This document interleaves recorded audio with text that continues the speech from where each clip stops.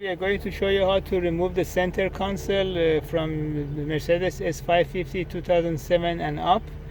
The tools that you need is just this orange dashboard removal tool and the size T30 Torx screwdriver.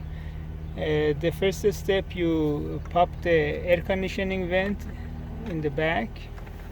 We already made everything loose by the way. This is just for the demo. It just pops out.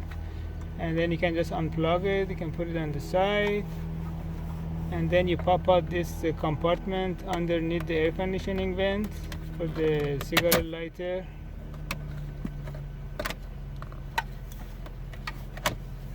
Here you go. And then you just disconnect those connectors, and then you push the both front seat and all the way forward.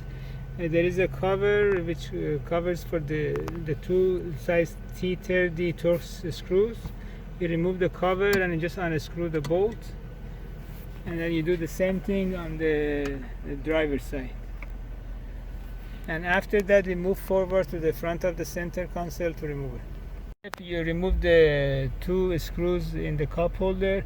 You remove the covers, the plastic cover over here, and then once you get it out, and then you can remove the size T20 screws, and then the cup holder comes out.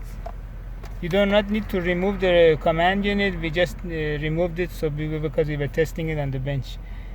And then there are size the T30 screws underneath the cup holder. You get those tools out, and then this way you would be able to remove the whole center console from the car. What you have to do, you have to lift the whole center console upward, and then you pull it toward the rear of the car,